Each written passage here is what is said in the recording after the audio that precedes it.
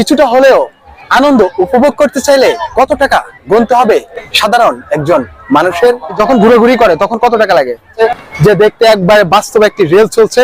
চলে এসেছি আমি কিন্তু সেই রিভার ভিউ। আজকে ঈদের দিন কেমন চিত্র এখানকার আমি আপনাদেরকে দেখানোর চেষ্টা করব। আপনি কি এসেছেন অবশ্যই কমেন্টে জানিয়ে দিবেন।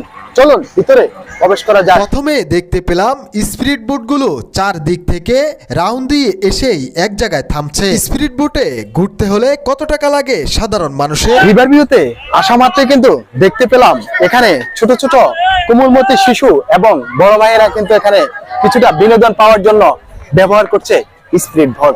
আর এই স্পিরিট বোটে ঘুরতে হলে কিছুটা হলেও আনন্দ উপভোগ করতে চাইলে কত টাকা গুনতে হবে সাধারণ একজন মানুষের? স্পিরিট বোটে মানে যখন ঘুরে করে তখন কত টাকা লাগে? একজন 100 টাকা নেয়। স্পিরিট বোটে যদি ঘোরাঘুরি করে আনন্দ সময় পার করতে চান তাহলে গুনতে হবে 100 টাকা। দেখতে পেলাম কিন্তু এখানে বাচ্চাদের কিছু বিনোদনের জায়গা রয়েছে। রিভার ভিউ যে বর্তমান পরিচিতি, এই রিভার ভিউর উত্তর পাশে অবস্থান করতেছে বাচ্চাদের কিছু বিনোদন। একটি রেল চলতেছে অলরেডি, আপনারা দেখতেছেন যে এখানে একটা বাচ্চা নিয়ে আসলে বিনোদন যেটা বলা হয় সেটাকে খুব উপভোগ করতে পারবে আপনার বাচ্চাকে নিয়ে আসতে পারেন।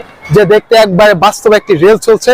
তো আপনারা অনেকে ভাববেন যে রিভার ভিউতে রেল কোথেকে আসছে, এটা বাচ্চাদের হয়তো আপনারা দেখতেছেন বাচ্চাদের বিনোদনের জন্য রাখা হয়েছে। সেখানে থাকা উপস্থিত সাধারণ মানুষের সাথে কিছুটা কথা বিনিময় করলাম। জানা যায় অনেকেই অনেক জেলা থেকে এসেছে এখানে কিছুটা আনন্দ উপভোগ করার জন্য। হঠাৎ দেখা মিলল তিনজন পুলিশ সদস্যকে ঘুরাঘুরি করতে দেখতে পায় সাধারণ মানুষ। তারা অপরাধ করে বেড়ায়, তাদেরই থাকবে না পুলিশ দেখে হুঁশ।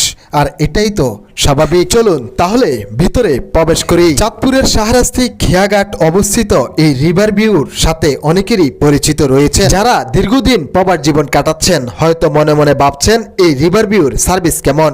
তেমন মোটামুটি ভালোও নয়, আবার গ্রাম হিসাবে তেমন খারাপও নয়। হঠাৎ দেখতে পেলাম একটি ট্রলারে করে শত শত মানুষ রাউন্ড দিয়ে আসার পর যখন আমার চোখে পড়লো তখনই আমি সেখানে ছুটে যাচ্ছি।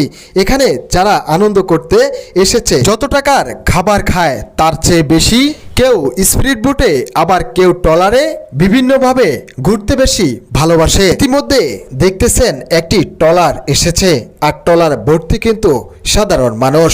কিছুটা হলেও আনন্দ পেতে এই নদীপথে ট্রলার নিয়ে রাউন্ড দিতে গিয়েছিল এই মানুষগুলো। কেউ এসেছে নিজের পরিবারকে নিয়ে, কেউ এসেছে নিজে একাই কিছুটা ঈদের